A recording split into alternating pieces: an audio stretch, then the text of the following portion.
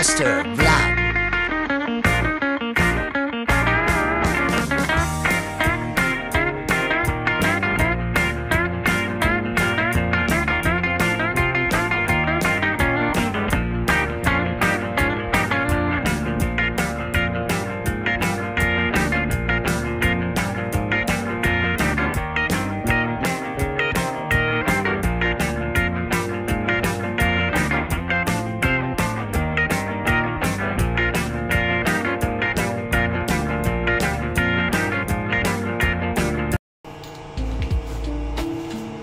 So, good morning mga kamaster, at ngayon nga ay ituturo ko sa inyo yung connection ng ating recovery process. Dito sa ating whiteboard ay makikita natin dito yung mga illustration ng air conditioning, gauge manifold, recovery tank, weighing scale, at itong ating recovery machine.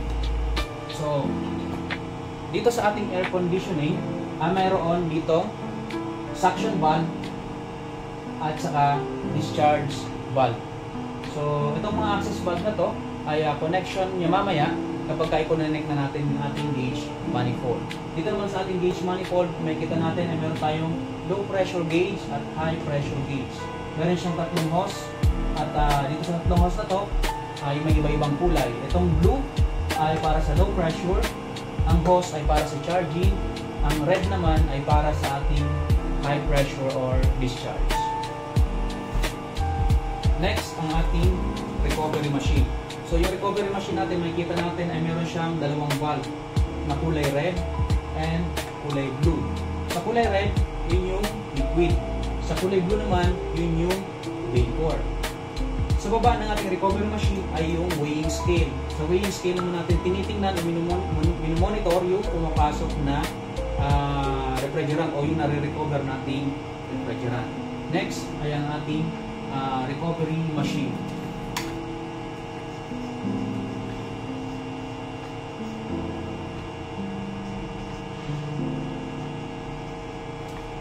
So, sa ating recovery machine, nakikita natin ay meron siyang dalawang gauge.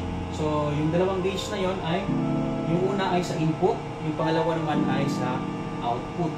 So, makikita natin sa ating recovery machine, ang input niya at saka output. So next, ito naman yung tinatawag na filter dryer. Ang filter dryer naman ay ginagamit upang maging malinis o matrap niya yung mga any foreign materials na papasok sa ating recovery machine. Okay? So ngayon, ay ituturo ko na sa inyo kung paano siya i-connect. Okay? So unang-unang, meron tayo ditong aircon kung saan i-recover natin yung refrigerant. Imagine natin na may refrigerant itong aircon ito. So, gagawin natin, i-connect natin ang kanyang suction access valve dito sa low pressure na hose. Ito yung kulay blue, makikita natin sa gauge manifold. So, next, i-connect naman natin itong red hose o yung ating high pressure dito sa ating discharge access valve. So, makikita natin may natitira ditong kulay yellow. Ito yung charge hose natin sa ating gauge manifold, yung kulay yellow. Itong kulay dilaw na to ay i-connect natin sa input ng ating, dito sa input ng ating filter dryer. So, ganyan yung magiging connection niya. Ang ating filter dryer naman, ito ay mayroong arrow, may arrow. Kailangan ang kanyang arrow ay facing sa input nitong recovery machine. So, i-connect natin itong filter dryer sa input ng recovery machine.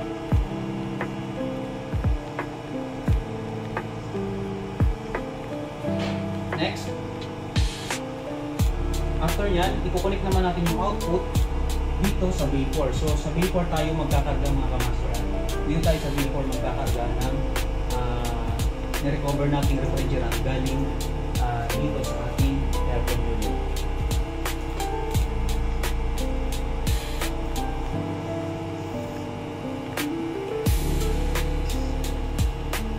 So, yan mga kamaster yung connection ng ating ng ating recovery system. So, paano papasok yung refrigerant? So, from aircon unit, pupunta siya ng gauge manifold. After nyan, pupunta siya ng recovery machine. And then, papasok siya dito sa recovery tank. So, yun lang mga kamaster. Tandaan nyo, itong connection na to kasi napaka-importante nito sa tuwing tayo ay magre-recover ng refrigerant. Maraming salamat mga kamaster. Naway may natutunan kayo.